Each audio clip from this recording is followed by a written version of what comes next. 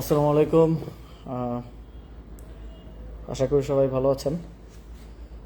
আজকে আবার একটু ইনস্ট্যান্ট লাইভে আসতে হলো।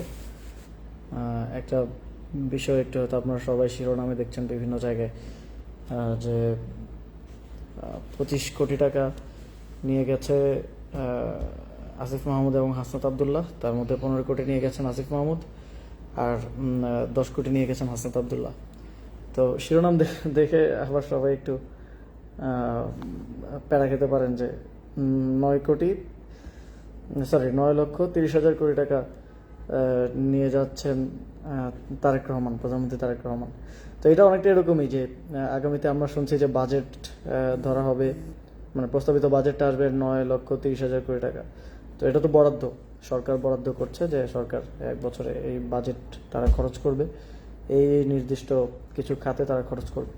তো সেটা যদি এখন আমি বলি যে 9,30,000 কোটি টাকা নিয়ে যাচ্ছেন তারেক রহমান, মানে এমনভাবে বলা যে তারেক রহমান পকেটে করে নিয়ে যাচ্ছেন, তাহলে এটা যেমন হাস্যকর এবং মানহানিকর শোনাবে, ঠিক একই রকম একটা স্টেটমেন্ট আজকে কুমিল্লা জেলা পরিষদের প্রশাসকের পক্ষ থেকে এসছে। আমি জানি না বিএনপি সব মূর্খ লোকজনকে কোথা থেকে ধরে নিয়ে আসে, যাদের বিন্দুমাত্র অ্যাডমিনিস্ট্রেশন নিয়ে ধারণা নেই, যাদের না আছে কোনো পড়াশোনা, প্রাতিষ্ঠানিক পড়াশোনা, যাদের না আছে কোনো ধরনের প্রাতিষ্ঠানিক বোঝাপড়া, বা জীবনে কখনো, মানে আপনারা তো দেখতে পেয়েছেন যে জেলা পরিষদের প্রশাসক কারা হয়েছে, সিটি কর্পোরেশনের প্রশাসক কারা হয়েছে, যারা নির্বাচনে পরাজিত হয়েছে কিংবা নমিনেশন বঞ্চিত ছিল, মানে যাদেরকে আপনি এমপি, জনগণ এমপি হিসেবে নির্বাচিত করে নাই, যাদেরকে জনগণ রিজেক্ট করেছে, যাদেরকে দল এমপি হিসেবে মনোনয়ন দেওয়ার জন্য যোগ্য মনে করে নাই, তাদেরকে জেলা পরিষদের প্রশাসক করা হয়েছে। এবং এই ধরনের লোকেরা এই ধরনের উল্টাপাল্টা কথাবার্তা এখন বলে বেড়াচ্ছে।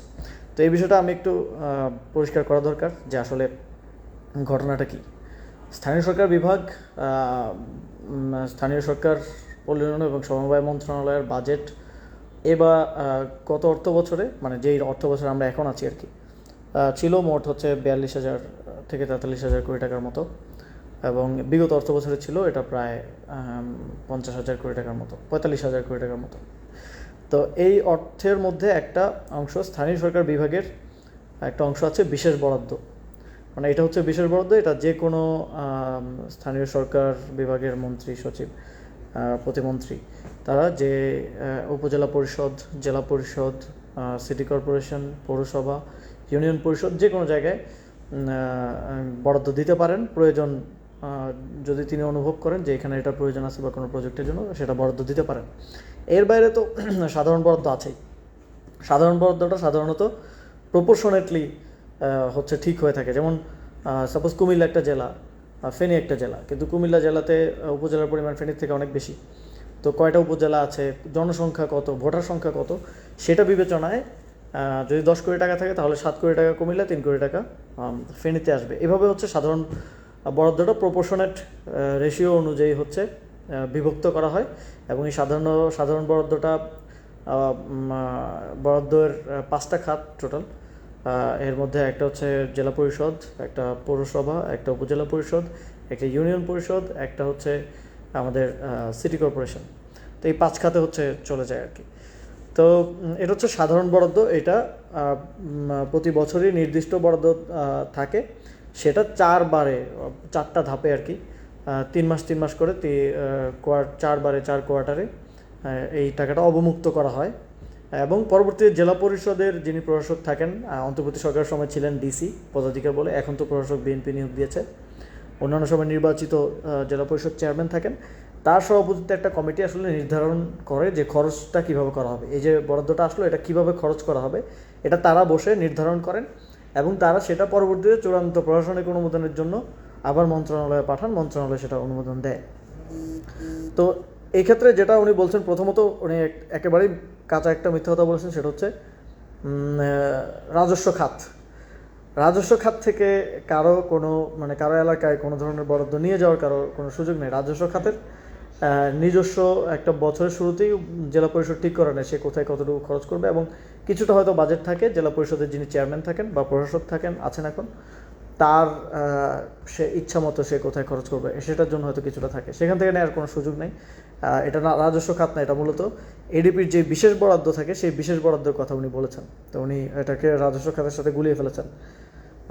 এবং এই বিশেষ বরাদ্দটা দেয়া হয়েছে, এই বিশেষ বরাদ্দটা প্রায় 5টা খাতে।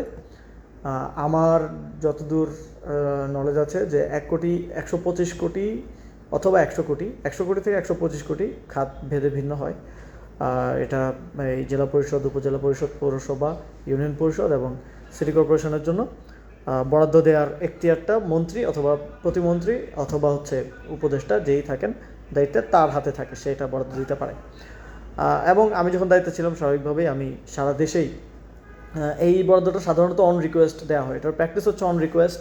তারপর অ্যাপ্লিকেশন আসে, অনেক সময় আপনারা অনেক অ্যাপ্লিকেশন করেন যে আমাদের বাড়ির পাশে বা গ্রামে এই রাস্তাটা করাটা খুব প্রয়োজন, মানে জনগুরুত্বপূর্ণ বিবেচনায় ওই অ্যাপ্লিকেশনটা উপজেলা পরিষদে আপনারা দিয়ে থাকেন, মাঝে মধ্যে ইউনিয়ন পরিষদে দিয়ে থাকেন। সেখানে ইউনিয়ন পরিষদের চেয়ারম্যানের স্বাক্ষর কিংবা উপজেলা পরিষদের যে উপজেলা চেয়ারম্যান থাকেন কিংবা উপজেলা চেয়ারম্যানের অনুপস্থিতিতে প্রশাসক থাকেন, তাদের স্বাক্ষরে এটা মন্ত্রণালয়ের কাছে আসে। তো মন্ত্রণালয় এই অ্যাপ্লিকেশনগুলো একসাথে আর্কাইভ করে, একসাথে এটা তালিকা করা থাকে, এবং ওই আর্কাইভটা থেকে উপদেষ্টা বা মন্ত্রী ওই অ্যাপ্লিকেশনের ভিত্তিতে বরাদ্দ দিয়ে থাকেন। আবার অনেক ক্ষেত্রে সাপোজ যে বরাদ্দ দেওয়া হচ্ছে এক জেলা থেকে বা এক উপজেলা থেকে কোনো অ্যাপ্লিকেশনই আসলো না, তো সেটাকে বরাদ্দ দেওয়া হবে না, সেখানেও একটা বরাদ্দ দিয়ে দেওয়া হয় যে 50 লাখ টাকা এই উপজেলায় বা এই জেলায় 5 কোটি টাকা। তো সেটা বরাদ্দ দেওয়ার মানেই শেষ না, এটা বরাদ্দ দেওয়ার পরেও ওই উপজেলা বা জেলা পরিষদের যিনি প্রশাসক বা চেয়ারম্যান আছেন তার নেতৃত্বে একটা কমিটি থাকে। ওই কমিটি বসে ঠিক করে, বা তাদের কাছেও তো অনেক অ্যাপ্লিকেশন জমা থাকে, ওই কমিটি বসে ঠিক করে যে এই টাকাটা বিশেষ বরাদ্দ এসেছে, এই টাকাটা কোন কোন খাতে এবার খরচ করা হবে। তো কুমিল্লাতেও এরকম বরাদ্দ দেওয়া হয়েছে, সারা দেশেই বিভিন্ন জেলাতে বরাদ্দ দেওয়া হয়েছে, এবং সেই বরাদ্দটা ওই সংশ্লিষ্ট যারা দায়িত্বশীল ছিলেন, ডিসিরা ছিলেন তখন, তারা বৈঠক করে তারা ঠিক করেছেন যে কোন খাতে তারা কত খরচ করবেন আর কি। তো আমি একটা এক্সাম্পল হিসেবে একটা গভর্নমেন্ট অর্ডার আমি একটু দেখালে এটা একটু ক্লিয়ার হবে যে আসলে এই খরচের বিষয়টা কীভাবে কী হলো। এটা ফেব্রুয়ারি 2025 মাসে অনুষ্ঠিত কুমিল্লা জেলা পরিষদের মাসিক সভার বিবরণী। সাধারণত যে খরচটা করা হয় সেটা এই যে মাসিক সভাগুলোতে সিদ্ধান্ত নেওয়া হয়, আর জেলা পরিষদের মাসিক সভার সভাপতিত্ব করেন অন্তর্বর্তী সরকারের সময় ডিসিরা যেহেতু প্রশাসক ছিলেন তারা করেছেন। সাধারণত জেলা পরিষদের চেয়ারম্যান করেন, এখন যেহেতু প্রশাসক আছেন এখন প্রশাসক করেন। প্রতি মাসেই এই মাসিক সভা হয়। তো এই একটা মাসিক সভার কার্যবিবরণী আমি একটু দেখাবো। এটা ফেব্রুয়ারি 2025 মাসে অনুষ্ঠিত কুমিল্লা জেলা পরিষদের মাসিক সভার কার্যবিবরণী, এবং এখানে ডিটেলস আছে যে উপস্থিতির তালিকা কারা কারা ছিলেন, আলোচ্যসূচি কী ছিল। আলোচ্যসূচিতে ছিল চলমান উন্নয়ন প্রকল্প বাস্তবায়ন অগ্রগতি পর্যালোচনা সংক্রান্ত বিষয়ে আলোচনা ও সিদ্ধান্ত। ওই যে ছোটো ছোটো কাজ থাকে উন্নয়ন প্রকল্প, সেগুলোর বাস্তবায়ন।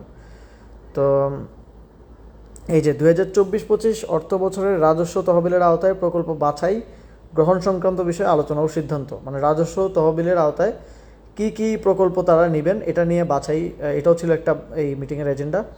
2024-25 অর্থ বছরের এডিপি বিশেষ বরাদ্দের আওতায় প্রকল্প গ্রহণ সংক্রান্ত বিশেষ আলোচনা ও সিদ্ধান্ত, এটা আমাদের আলোচনার বিষয়। এই যে বিশেষ বরাদ্দর যে টাকাটা সেখানে ছিল, সেই টাকাটা কোন খাতে কোথায় খরচ হবে এটা নিয়ে এই বৈঠকে আলোচনা হয়েছে এবং কিছু সিদ্ধান্ত হয়েছে। তো এখানে কি কি কোন কোন বিষয়ে খরচ হয়েছে দেখেন। এখানে একটা সোলার লাইট স্থাপনের জন্য খরচ হয়েছে 1,14,00,000 টাকা খরচ হওয়ার, মানে এই বরাদ্দ দেওয়ার সিদ্ধান্ত তারা নিয়েছেন। তাদেরকে মনে করেন কুমিল্লা জেলা পরিষদকে দেওয়া হলো সাপোজ 1 কোটি টাকা, তারা সিদ্ধান্ত নিলেন যে তারা এখান থেকে 10 কোটি টাকা, তারা সিদ্ধান্ত নিলেন যে 1,14,00,000 টাকা তারা সোলার লাইট স্থাপনের পেছনে ব্যয় করবেন। এটা টেন্ডারের মাধ্যমে তারা টেন্ডার করবেন, মানে এই মিটিংয়ে শুধু সিদ্ধান্ত হয়েছে, এই মিটিংয়ের পর তারা এটা টেন্ডার করেছেন। তারপরে কর্মহীন অসহায় ব্যক্তিদের কর্মসংস্থানের লক্ষ্যে 26 লক্ষ টাকা, অসহায় কর্মহীন ব্যক্তিদের কর্মসংস্থানের লক্ষ্যে 62 লক্ষ টাকা। 104টি বিদ্যালয় এবং 14টি কলেজে হয়তো কিছু আসবাবপত্র দিয়েছে, সেটা 23 লক্ষ টাকা। এরকম হচ্ছে এই যে প্রত্যেকটা খাত এবং কোন খাতে কত টাকা বরাদ্দ, এইটা এখানে পুরো তালিকাটা আছে। এই যে এখানে দেবিদ্বার পৌরসভার আছে, কুমিল্লা সদর ইউনিয়নের আছে, এখানে আরও বিভিন্ন ওই জায়গার আছে। এখানে এই যে সিটি কর্পোরেশনেও কোন খাতে কত খরচ হচ্ছে সেটা আছে। এই যে সিটি কর্পোরেশনে বিভিন্ন মসজিদে বরাদ্দ, তারা এখানে বসে সিদ্ধান্ত নিয়েছেন যে তারা এই অর্থের একটা অংশ বিভিন্ন মসজিদে বরাদ্দ দিবেন। এই যে মদিনা মসজিদ কুমিল্লা 8 নং ওয়ার্ড সিটি কর্পোরেশন 5 লক্ষ টাকা। এবং মসজিদে যে বরাদ্দটা যাচ্ছে সেটাও কিন্তু এই টেন্ডারিং প্রক্রিয়ার মধ্য দিয়ে এটা সম্পূর্ণ পিপিআর অনুযায়ী ব্যয় করতে হবে। এই টাকা আপনি কাউকে ক্যাশ হাতে দিতে পারবেন না। ক্যাশ মানে এই টাকাটা আপনাকে পিপিআর অনুযায়ী ব্যয় করতে হবে। সাধারণত যেই প্রক্রিয়া টেন্ডার নিতে হয়, টেন্ডার নিয়ে সেখানে কাজ করে দিতে পারে জেলা পরিষদ, এবং পিআইসিও করা যায়। পিআইসিটা এটার ক্ষেত্রে হয়তো একটা নীতিমালা আছে যে 50%-এর বেশি পিআইসি করতে পারবে না, 50% প্রজেক্ট করতে হবে আর কি। তো এটা হচ্ছে এই যে কুমিল্লা আদর্শ সদরের বিভিন্ন মসজিদে বরাদ্দ, এই যে অধিকাংশই এখানে মসজিদে বরাদ্দ। তো এটা হচ্ছে একটা পেপার। তো এরকম আমার কাছে অনেকগুলো আছে, এই যে এখানে অনেকগুলোই আছে। প্রায় যে কুমিল্লাতে যা যা গেছে প্রায় অলমোস্ট, কুমিল্লার বাইরে হয়তো কয়েকটা থাকতে পারে। এই যে এটা হচ্ছে জুন মাসের কোথায় কোথায় কী খরচ করবে। এই যে 24 জুন 2025 খ্রিস্টাব্দ তারিখে অনুষ্ঠিত জেলা পরিষদের মাসিক সভায় খাতভিত্তিক গৃহীত প্রকল্প তালিকা। আমি আপনাদেরকে ফেব্রুয়ারি মাসেরটা দেখালাম, আবার জুন মাসেরটা দেখাচ্ছি। এই যে জুন মাসে কোথায় কোথায় খরচ হয়েছে দেখেন। একটা মসজিদ সংস্কারের দাউদকান্দিতে 2 লাখ টাকা বরাদ্দ, 1.5 লাখ টাকা বরাদ্দ।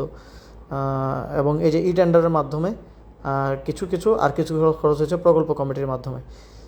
এই যে এখানে নাঙ্গলকোট আছে, 14 গ্রাম আছে, হোমনা আছে, সদর দক্ষিণ উপজেলা আছে, বুড়িচং আছে, তিতাস সিটি কর্পোরেশন, এই সব কিছু মিলে 40 লক্ষ টাকা। এই যে এখানে আবার নাঙ্গলকোটের কিছু আছে, তারপরে বরুড়া আদর্শ সদর। আমি যেহেতু কুমিল্লা নিয়ে আলোচনা হচ্ছে সেজন্য কুমিল্লারগুলো দেখাচ্ছি। এর বাইরে সারা দেশেরই আছে, মানে সারা দেশেই ঠিক একই প্রক্রিয়ায় আসলে সিদ্ধান্তগুলো হয়। যিনি জেলা পরিষদের দায়িত্বশীল থাকেন তার নেতৃত্বে একটা প্রতি মাসে মাসিক সভা হয়, এবং মাসিক সভায় সিদ্ধান্ত হয় যে বিশেষ বরাদ্দ কিংবা রাজস্ব খাতের বরাদ্দ কোন খাতে খরচ হবে। তো এটা ইন্টারেস্টিংলি তিনি বলছেন যে আসিফ মাহমুদ এবং হাসান আবদুল্লাহ নিয়ে গেছেন। তো এই জন্য আমি ক্যাপশন দিলাম যে এই মাননীয় প্রধানমন্ত্রী তারেক রহমান মানে নিয়ে যাচ্ছেন। আসলে তিনি তো নিয়ে যাচ্ছেন না, তিনি সরকার বাজেট প্রণয়ন করছে। এখন বাজেট প্রণয়ন করে যদি বলা হয় যে নিয়ে যাচ্ছেন, তো এটা খুবই ইন্টারেস্টিং যে বিএনপির একজন জেলা পরিষদের চেয়ারম্যান প্রশাসকের মতো জায়গায় একটা লোককে বসিয়েছে, তিনি আসলে নিয়ে যাওয়া এবং বরাদ্দ দেওয়ার মধ্যে পার্থক্যটা বোঝেন না। এবং এটার প্রক্রিয়া খরচের কথাটা সাউন্ড লাইক যে আসিফ মাহমুদ 15 কোটি টাকা পকেটে করে নিয়ে গেছে আর হাসান আবদুল্লাহ 10 কোটি টাকা পকেটে করে নিয়ে গেছে। তাহলে এটা আমরা তো এভাবেই বলা উচিত, তারা যেমন বলছে যে তাহলে 9,30,000 কোটি টাকা বিএনপি পকেটে করে নিয়ে যাচ্ছে।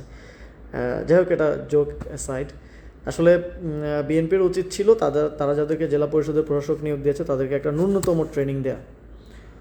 এটা আমার দেশের এসএসসি পাস কাউকেও যদি এরকম একটা দায়িত্ব দেওয়া হয়, তিনিও এতটুকু সহজ বিষয় বুঝবেন রাজস্ব খাত কোনটা বিশেষ বরাদ্দ খাত, এবং এটা খরচ কিভাবে হয়েছে, খরচের প্রসেস কি, এবং এই খরচের পুরো প্রসেসের সাথে আমি উপদেষ্টা থাকা অবস্থায় আমার সংশ্লিষ্টতার কোনো সুযোগ নেই, হাসান আবদুল্লাহ সংশ্লিষ্টতার কোনো সুযোগ নেই। এটা জেলা পরিষদ সিদ্ধান্ত নিয়েছে। জেলা পরিষদের মাসিক সভায় সিদ্ধান্ত হয়েছে, ডিসির সভাপতিত্বে এটা সিদ্ধান্ত হয়েছে। এখানে জেলা পরিষদের যারা অন্যান্য সদস্যরা আছেন তাদের অংশগ্রহণের সিদ্ধান্ত হয়েছে, এবং এটা খরচটাও হয়েছে প্রজেক্টের মাধ্যমে, প্রকল্পের মাধ্যমে। যে এখানে আপনারা দেখেছেন টেন্ডারের মাধ্যমে এই খরচটা নির্ধারণ, খরচটা বাস্তবায়ন করা হয়েছে। যে একটা সাপোজ ওনাদের কাছে অ্যাপ্লিকেশন আছে যে একটা মসজিদে অজুখানা প্রয়োজন, অজুখানার জন্য গ্রামবাসী বা এলাকাবাসী অ্যাপ্লিকেশন করেছে। তো তারা মিটিংয়ে বসে সিদ্ধান্ত নিল যে ওকে, এখানে অজুখানা করে দেওয়ার জন্য আমরা একটা 3 লক্ষ টাকার একটা টেন্ডার করব। তো এই টেন্ডারের মাধ্যমে সেই মসজিদে খরচ হয়েছে। এটাকে জেলা প্রশাসক বলছেন যে হাসান আবদুল্লাহ নিয়ে গেছেন, আসিফ মাহমুদ নিয়ে গেছেন। তো আমি বিএনপির প্রতি আমাদের প্রধানমন্ত্রী তারেক রহমানের প্রতিও আহ্বান জানাবো, আপনারা এদেরকে একটু শিক্ষা দীক্ষা দেন, একটু লার্নিং আমার মনে হয় প্রয়োজন, বিন্দুমাত্র একদম ন্যূনতম লার্নিং প্রয়োজন। কোনটা রাজস্ব খাত, কোনটা বিশেষ বরাদ্দ, এতটুকু যদি না বোঝে তাহলে এসব লোক দিয়ে আপনারা কি দেশ চালাবেন, কি জেলা চালাবেন, কি এটা জাতি হিসেবে আমাদের জন্য অত্যন্ত লজ্জাজনক যে এরকম লোকেরা হচ্ছে এরকম গুরুত্বপূর্ণ জায়গায় তারা বসে আছে, তারা দায়িত্ব পালন করছে এবং আমাদেরকে এটা দেখতে হচ্ছে। এবং এটা এক ধরনের হ্যারাসমেন্টের মতো হলো, এক ধরনের মানহানি করা হলো হাসান আবদুল্লাহর এবং আমার এই ধরনের বক্তব্য দেওয়ার মাধ্যমে। কারণ আজকে আমি লাইভটা করতেছি, জানি না কতজন মানুষ দেখছে। তার বক্তব্যটা কিন্তু নিউজের মাধ্যমে প্রথম আলো নিউজ করেছে, অলমোস্ট সবগুলা পত্রিকায় এবং মিডিয়ায় নিউজ করেছে। তার বক্তব্যটা কিন্তু লাখ লাখ মানুষের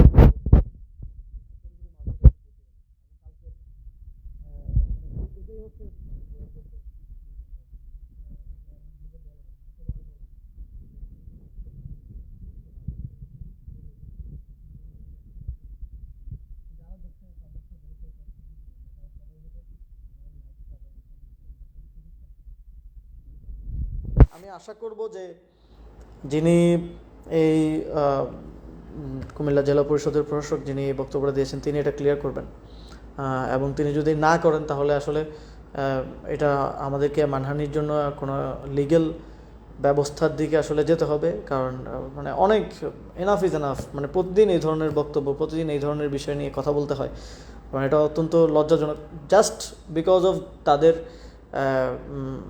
এই প্রতিষ্ঠান সম্পর্কে, এই সরকার কীভাবে চালাতে হয়, মন্ত্রণালয়, জেলা পরিষদ সম্পর্কে কোনো বেসিক ধারণা নাই, বরাদ্দ সম্পর্কে কোনো ধারণা নাই, রাজস্ব খাত কোনটা, বিশেষ বরাদ্দ খাত কোনটা, তাদের নলেজের অভাবের কারণে আমাদেরকে এই জিনিসগুলো প্রতিদিন দেখা যায় ফেস করতে হচ্ছে, জবাব দিতে হচ্ছে, টাইম নষ্ট হচ্ছে, মানহানি হচ্ছে। তো আমি আহ্বান জানাবো যে জেলা পরিষদের যিনি প্রশাসক আছেন আপনি এই বক্তব্যটা স্পষ্ট করবেন। যদি না করেন তাহলে আমাদেরকে আইনি ব্যবস্থার দিকে যেতে হবে। আর বাংলাদেশের নাগরিকদের প্রতিও আমার আহ্বান থাকবে যে একটু আপনারা অবশ্যই সচেতন, তবে এই ধরনের কিছু আসলে প্রথমে এটা শেয়ার দেওয়া বা ছড়িয়ে দেওয়ার থেকে আগে একটু ক্রস চেক করা যে এই কথাটা কীভাবে বলছে বা হাউ থিংস ওয়ার্ক। আর আমাদের দিক থেকেও চেষ্টা থাকবে সর্বোচ্চ স্বচ্ছতা, যেটা আমরা প্রথম থেকেই আমরা দেখিয়ে আসছি এবং সেটা আমরা রাখবো। এবং আমার জায়গা থেকে আমি এই জন্য এক্সপ্লেনেশনটা দেওয়া গুরুত্বপূর্ণ মনে করলাম, কারণ অনেকেই বিভ্রান্ত হচ্ছেন এই ধরনের বক্তব্যের পরে। আমি আশা করব তিনি তার বক্তব্য সংশোধন করবেন, অন্যথায় আমাদেরকে আসলে আইনি পদক্ষেপের দিকে যেতে হতে পারে। তো অনেক ধন্যবাদ যারা ছিলেন, কষ্ট করে সময় দিয়েছেন, দেখেছেন।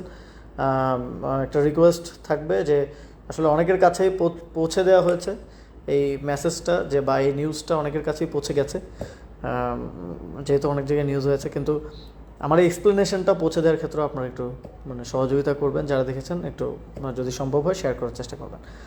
ওকে, সকলকে অনেক অনেক ধন্যবাদ। যদি এই সংক্রান্ত কোনো ফার্দার কোশ্চেন থাকে, আমি এর আগের বারও বলেছিলাম যে প্রতিমন্ত্রী শাহ আলম সাহেবকে যে যদি কোনো কিছু নিয়ে মনে হয় যে এটাতে হচ্ছে, তাহলে আমরা তো দায়িত্ব পালন করে এসেছি, আমাদেরকে চাইলে ডাকতে পারেন, এটা কোনো সমস্যা নেই। আমেরিকাতে এখনও নির্বাচনের পরে নতুন প্রেসিডেন্ট দায়িত্ব নেওয়ার পরে তিনি আগের প্রেসিডেন্টদের সাথে বসেন, এটা একটা কন্টিনিউয়েশনের ব্যাপার আছে, যে আগের অ্যাডমিনিস্ট্রেশন কীভাবে কাজ করছে সেটা বোঝারও একটা ব্যাপার আছে। তো এটা আপনারা বসতে পারেন আমাদের সাথে, কোনো ব্যাপারে আরও অধিকতর স্পষ্টতা প্রয়োজন হলে বা কিছু বুঝতে না পারলে, বা যদি মনে হয় যে এটা আমি ভুল করছি বা ভুল হয়ে থাকতে পারে, তাহলে এটা উই হ্যাভ এ এক্সপ্লেনেশন, বা ওই সময় যারা অ্যাডমিনিস্ট্রেশনের দায়িত্ব পালন করেছেন তাদের কাছেও এক্সপ্লেনেশন আছে, আপনারা বসতে পারেন। জাস্ট উল্টোপাল্টা বক্তব্য না দিয়ে আপনারা, যেমন মোস্তাক সাহেব তিনি জেলা প্রশাসক যিনি এই মন্তব্য করলেন, তিনি চাইলেই যোগাযোগ করতে পারতেন, বা আমি জানি না, তিনি একেবারেই বেসিক একটা জায়গায় ভুল করেছেন, রাজস্ব খাত এবং বিশেষ বরাদ্দ খাতকে গুলিয়ে ফেলেছেন। যাই হোক, সকলকে অনেক অনেক ধন্যবাদ, সবাই ভালো থাকবেন। আশা করি যে সবার ঈদ ভালো কাটছে, ইনশাল্লাহ আবার দেখা হবে। আসসালামু আলাইকুম।